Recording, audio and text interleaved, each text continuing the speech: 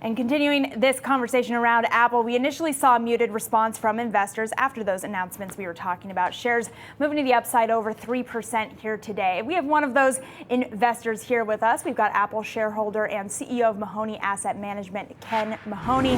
Ken, it's great to speak with you. I know that you did not change your positioning after the news over the past 24 hours here from Apple, but you know a really interesting point about the impact of the announcements that we've been hearing from Apple here. I'm curious, what was missing from the announcement that would have made you a little bit more enthusiastic? Because in reading your note, I feel like I can summarize it as just a big shrug to the news. Well, I think long term it's great. You have this huge buyback in place, $110 billion buyback. There's a couple shekels here. You have a huge upgrade cycle that's going to come out of this. I mean, there's 270 million phones out there that are 5 years or older. That's a big opportunity. But as far as the technology, again, I just rely on a lot of the technology research. You know, they thought it was a yawn. They spent a lot of time on Siri, which I like Siri. Hope Siri does a little bit more, like Siri on steroids with its new AI model and so forth. But I don't really see it as a yawn, as more just like, this is Apple. You know, they have 2.2 billion devices out there. Last year, they had 2 billion devices. Tim Cook did a great job kind of pivoting our focus from hardware sales to really services. And this is really where this is going to blossom. So it's not so much a yawn as it is, this is what's expected. You have this many customers, you know, tweak here, tweak there, join the party. And I think they'll succeed. Does it have explosive upside like NVIDIA? No. Does it have explosive upside by other areas in AI? Not necessarily, but there's a pretty good Apple put when you have $110 billion of share buyback underneath you. So what more do you want to see when it comes to Apple? Where do you think that upside lies? And we should mention that the stock is now hitting an intraday high as investors are starting to digest some of those new features. So it seems like even though it might have been a bit of a, I don't know what this means moving forward yesterday, today we're seeing that share reaction in the positive. So for you, what do you want more of here?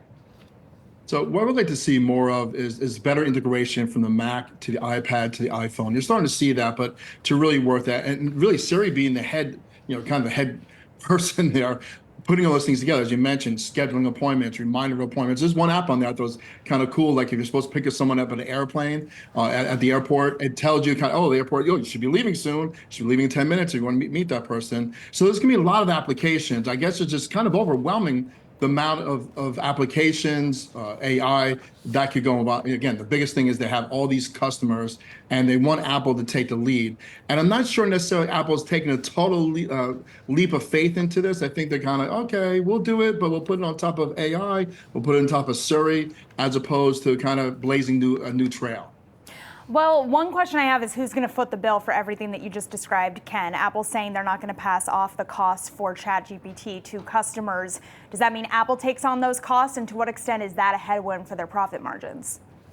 Right, but this is a monetization area that they haven't had before. So, you know, even it's a small piece of the pie because it's percentage breakouts with developers and so forth. I mean, it gets kind of complex how they're going to do it. But in the end, they're in the driver's seat, and that these companies have to come to Apple if they want to play. So I think this is still going to be a pay-to-play model, much like it is on the App Store as we see it. So you're saying that the ability to charge customers for utilizing specific AI features is going to outpace the cost of those features for Apple?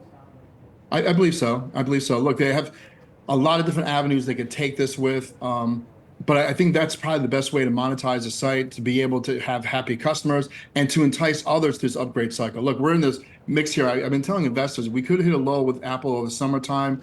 As why would you want to upgrade your phone here? Why not wait for the 15 or the 16 and so forth? So we could hit a little low. But then again, once you see like a cool feature and you see it on Instagram or your friends using it, you know, they're the early adapters usually to this type of technology. And then behind are people like me say, oh, you can do this, you can do that. And so that is where Apple is going to be able to monetize the site more, is new features and new ways and new apps all around AI.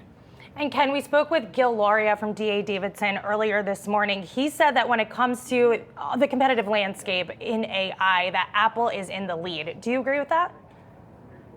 I'm not so sure. I would say NVIDIA's in the lead. I mean, this is pretty much drawn up by the CEO of NVIDIA, who said, by the way, we're in the second or third inning of this cycle. I'm not sure Apple is in lead, but they don't have to be in the lead. They're the big, they have 2.2 billion devices out there. So it's, developers and all them could come to Apple. But I don't think necessarily they're taking a lead. I would say NVIDIA kind of end around at $3 trillion market cap, and just added on $1 trillion in the last 6 weeks kind of shows that NVIDIA is probably the leader in the space, not Apple. But still, Apple doesn't have to necessarily be the leader in the space because they have all these customers, obviously, and the ecosystem, as you know. Once you're in an iPhone, typically you're going to stay there. You don't want to lose your photos, don't want to lose your contacts. It integrates with your Mac, integrates with your iPad. So they create this great ecosystem, and they can just add services on top of that with the base that they have.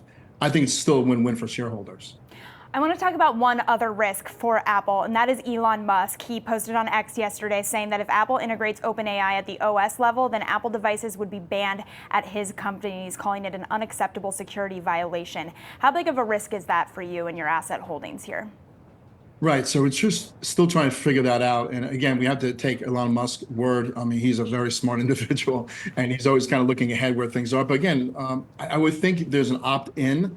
You opt into this AI platform or AI ChatGPT, whatever, and it tells you here's disclaimers. So it's really up to the consumer to decide if they want to go in. So I don't think Apple's just going to just take your data and feed it over there. I think they're going to have a few speed bumps that I think consumers will be happy with. Remember, Apple's always been high in integrity about collecting data. They have all this data. They're not selling to third-party vendors and all stuff like that Facebook did some years ago. So again, it's always good to hear different opinions. We heard from Musk in the last 24 hours, but I do think Apple will find ways to safeguard their users. All right, well, we will see what happens there. Ken Mahoney, Mahoney Asset Management CEO, thank you so much for joining us. Great, thank you.